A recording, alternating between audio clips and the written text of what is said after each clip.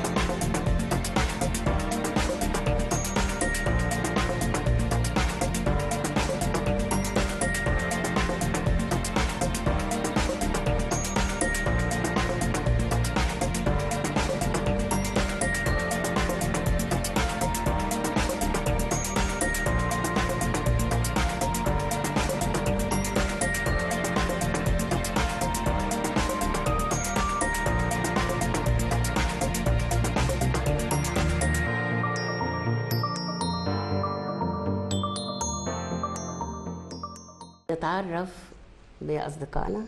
اسمي احمد محمد. أيوة، الأسرة الآنسة أميرة عصام. أنا بقى هحكي لكم حاجة جميلة جدا. كنت سهرانة مع حفيدي، وحفادي دايما بيجوا لي يوم الجمعة، بيقضوا الأجازة مع خميس وجمعة يعني نهاية الأسبوع معايا. وجا حفيدي وبيقول لي يا تيتا، يعني إيه كلمة محترم؟ ما معنى كلمة محترم؟ فأنا حبيت أعرفه معنى كلمة محترم من خلال مجموعة قصصية أصبحت سلسلة لها أعداد كثيرة لنشرح معنى كلمة محترم. فكلمة محترم في محتواها لا تعني الوظيفة، ولكن كيف تؤدى هذه الوظيفة. يعني مثلا الكناس وظيفة بسيطة جدا لكنها هامة جدا. قصة الكناس المحترم، لما بنمشي كده في الشارع بنلاقي كناس ماسك المكنسة وعمال يكنس وفي حاله ويلم الحاجة ويخلي الأرض زي الفل ويخلي المكان زي الفل. في كناس تاني كسول يقعد يبص للناس ويستجدي المرة، يقعد يمد ايده وياخد من ده وياخد من ده.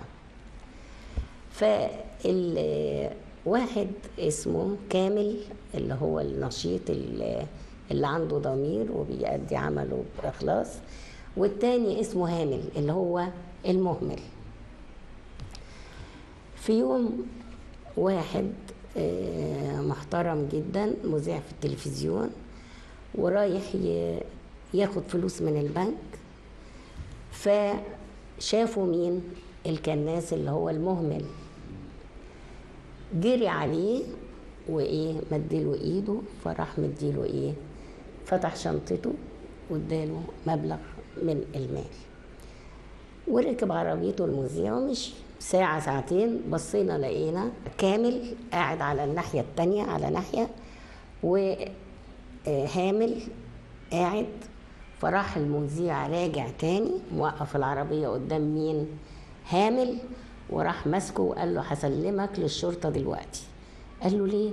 قال له لأن الشنطة اللي أنا خدتها من البنك وقعت، وانت الوحيد اللي استوقفتني وخليتني أقف عشان أديك فلوس، فهات الشنطة. قال له والله الشنطة مش معايا. الناس اتلمت وهو يحلف، وطبعا المذيع مش مصدقه. فمين اللي شاف الهيصة والناس الكتير اللي ملمومين حواليه؟ كامل اللي هو المخلص. فراح رايح له قال في ايه يا جماعه، في ايه؟ فالمذيع قال له انا ضاع مني الفلوس اللي انا خدتها من البنك. قال له طب هم كام؟ قال له كذا كذا. قال له لا، الفلوس دي فعلا وانا بكنس لقيت شنطه وفيها المبلغ ده. اتفضل الشنطة بتاعتك اهي والمبلغ اهو. فراح جاي المذيع عد الفلوس فلقاها زي ما هي. قال خلاص انا كده لازم اديك مكافأة وده من حقك. فقال له لا، رفض كامل انه ياخد مكافأة. قال له انت امين. قال له انا ما اخدش اجر على امانتي، لان انا دي صفة لازم كل انسان يكون عنده الصفة دي، لان ربنا وصانا طبعا ان احنا نكون امنا في كل شيء. الحقيقة رجع بقى المذيع لأهل بيته وحكى لهم على اللي حصل. فقالوا له لا، ده إنسان مخلص، وإحنا في الجنينة بتاعتنا حديقة المنزل بتاعنا محتاجة لحد ينظفها ويوضبها ويكون أمين زي ده. فرجع له وقال له إيه رأيك؟ أنت رفضت المكافأة اللي أنا عايزة أديها لك، فايه رأيك بقى ان انت تيجي تشتغل عندنا شغل اضافي وتهتم بحديقة المنزل؟ وافق. وزوجة المذيع واولاده طلعوا علشان يتعرفوا على الانسان الامين اللي رجع المبلغ ده كله ومرضيش ابدا ورفض ان هو ياخد مقابل امانته. قالوا له طبعا انت ايه اللي خلاك قعدت بالمبلغ بالشنطة في المكان ده؟ قال لهم كده المفروض ان انا لما الاقي حاجة افضل في المكان ده 3 ايام اقعد في نفس المكان، ربما صاحبها يرجع ويسأل عليها. قالوا طب لو ما سألش عليها، لو ما حد سأل عليها؟ قال له اروح اسلمها للشرطة. فرحوا بيه اكتر وانبسطوا بيه اكتر، وبقى يعاود نظم وقته وبقى يرجع من شغله من 6 ل 12 كان بيشتغل في شغله الحكومي. بعد كده يروح يستريح في بيته ويقعد مع اولاده شويه، بعدين يروح يقضي 2 ساعة في الشغل الاضافي اللي هو عند المذيع. الحقيقه المذيع فرح بيه جدا لانه لقى الحديقه بقت جميله، ويجمع الثمار ويحطها لهم المفروض ان هي تتجمع، يحطها لهم في جنب، وعمل زروع جديده والحديقه شكلها اتغير وبقت اجمل. فجم قالوا له احنا عايزين نكافئك، ايه رايك؟ قال لهم يا ريت.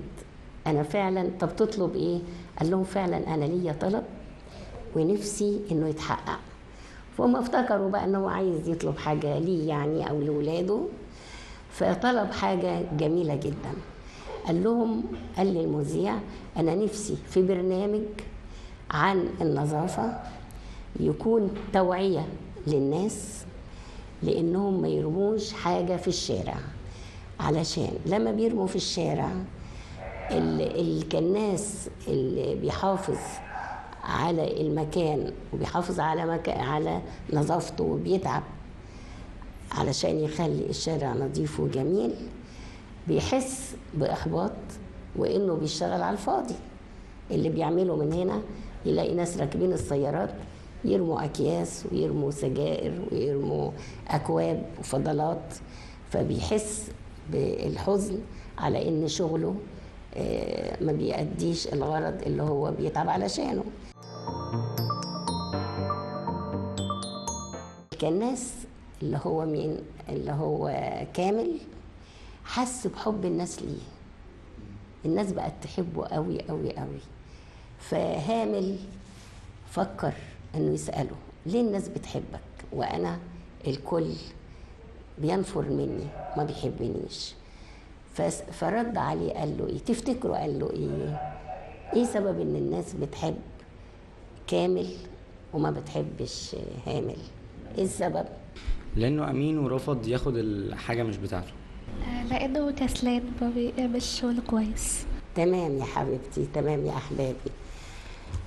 كل انسان يجب انه يعمل بضمير وباخلاص وبامانه، وده سبب محبه الناس، لان كل الناس محتاجه لبعضها.